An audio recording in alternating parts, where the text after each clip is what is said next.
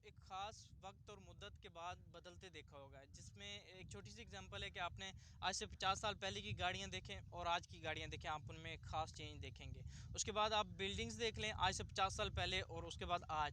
उसके बाद आप टेक्नोलॉजी देख लें आज से 50 साल पहले मोबाइल फ़ोन किस तरह का होता था और आज किस तरह का है। आज हर इंसान के पास फ़ोन है। आज से 50 साल पहले इस तरह की टेक्नोलॉजी बहुत रेयर होती थी। एक कंप्यूटर की एग्जांपल ले लें, पूरे एक क्या कहते हैं, घर को घेर लेता था। इतना बड़ा कंप्यूटर होता, पूरे कमरे पे कब्जा कर लेता था। और आज कंप्यूटर जो है आपके फ़ोन में है, लैपटॉप आपके पास है, या किसी तरह के कंप्यूटर आप मतलब यूज़ करते हैं आप लोग। उसके बाद आप देखें कि एक चीज़ है, हर चीज़ में चेंज आया, लेकिन एक चीज़ है जिसमें आज तक अभी तक चेंज नहीं आया। जी हाँ, वो चेंज है हमारी जो है स्कूलिंग सिस्टम। आप देखें कि 50 बच्चों की क्लास है और उसमें एक टीचर पढ़ा रहा है। उसमें आप देखें कि हर बच्चे का अलग डोमेन है, अलग सोच है। हर बच्चा एक अलग गोल रखता है, एक अलग उसकी ख्वाहिश है।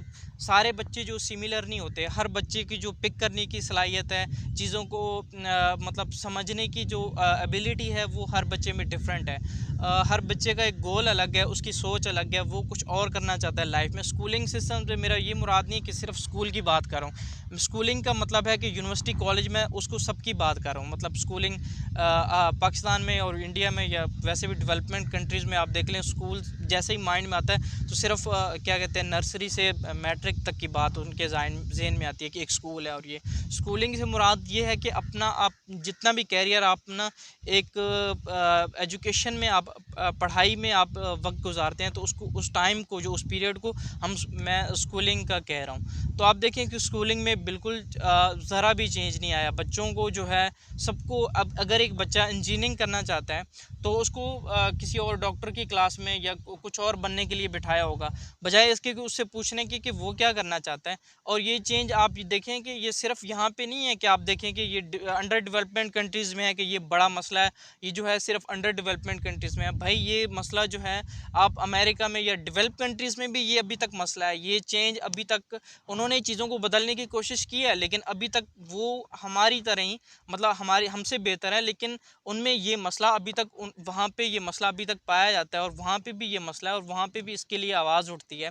और वहाँ पे भी ये बच्चों को ये अजियत सहनी पड़ती है कि कोई बच्चा अगर एक बच्चे को गिटार बजाना है या उसमें म्यूज़िक में इंटरेस्ट है, तो उसको क्यों आप इंजीनियरिंग की क्लास में बिठाया हुआ है। अगर एक बच्चा जो है उसको रिलीजियस एक्टिविटीज़ में उसका इंटरेस्ट है, तो उसको क्यों आप अपनी पसंद की, मतलब बेसिकली बात करने का मकसद ये है कि हम जो हैं उनको अपनी पसंद उन पे थोपने की कोशिश करते हैं, ना कि आप उसकी मर्ज़ी मालूम करें कि एक बच्चा जो है वो क्या बनना चाहता है, उसकी स्कूलिंग कैसी होनी चाहिए। उसको एटलीस्ट उस स्कूल में डालें जो वो करना चाहता है, जो जिसमें उसकी ख्वाहिश है, जिसमें वो बेहतर है, जो वो चाहता है। अगर स्पोर्ट्स में अगर वो अच्छा है तो उसको स्पोर्ट्स के डिपार्टमेंट में उसे डालें। बेशक अगर कहते हैं कि कुछ ऐसे फील्ड हैं जिनमें इनकम कम होगी, लेकिन इनकम कम हो लेकिन एटलीस्ट वो खुश रहेगा, वो मुतमिन रहेगा अपनी लाइफ में, क्योंकि वो कर रहा होगा, उसी को अपना प्रोफेशन बना लेगा। जो जिस काम में वो अच्छा था, जो स्पोर्ट्स में अच्छा था, एक्टिंग में अच्छा था, म्यूज़िक में अच्छा था, जो भी काम है, रिलीजियस एक्टिविटीज़ में वो अच्छा था, तो जिस तरह का भी वो बच्चा वो करना चाह रहा था, एटलीस्ट आपने उसको वो रास्ता सिखा दिया, वहाँ पे लगा दिया, बजाय इसके कि आप उसको डॉक्टर बनने लगा दें और वो बच्चा जो है वो उसका इंटरेस्ट जो है म्यूज़िक में है। इसमें आप देखिए कि एमसीक्यूज़ या कुछ भी हैं या एक पेपर जो है वो तो डिफ़ाइन नहीं करेगा कि आपका बच्चा जो है वो एक सक्सेसफुल उसका कैरियर है या वो अच्छा है या बुरा है। बल्कि आपका जो है इंसान की जो शनाख्त है वो इस तरह होती है कि वो अपनी लाइफ में करना क्या चाहता है, और जो वो करना चाहता है उसके हिसाब से वो कामयाब या नाकाम हो, वो तो आगे एक अलग डोमेन है। अगर आप डॉक्टर की एग्जांपल लें तो जो डॉक्टर होता है वो क्या सारे पेशेंट्स को सेम एक ही प्रोसेस के तहत मतलब उनको ट्रीट करता है? नहीं। अगर इस तरह करे तो सारे जो क्या कहते हैं पेशेंट्स कोलैप्स कर जाएँ, उनको एक ही मेडिसिन अगर सबको दे दे। तो एग्जांपल देने का मकसद ये है कि आप क्लास में 50 बच्चों को एक टीचर दे के एक ही सब्जेक्ट नहीं पढ़ा सकते, क्योंकि वो हर बच्चा उनमें एक अलग एक ख्वाहिश है, एक अलग उनका गोल है, अलग कुछ मतलब करना चाहते हैं अपनी लाइफ में। उसके बाद हम एक और सबसे ज़्यादा इम्पोर्टेंट चीज़ है कि हम अपने जो बच्चों को भला क्या सिखाते हैं, हम बच्चों को कंपटीशन सिखाते हैं। हम ये नहीं सिखाते कि हमने दूसरे बच्चों को हेल्प करनी है, उनके साथ लेके चलना है।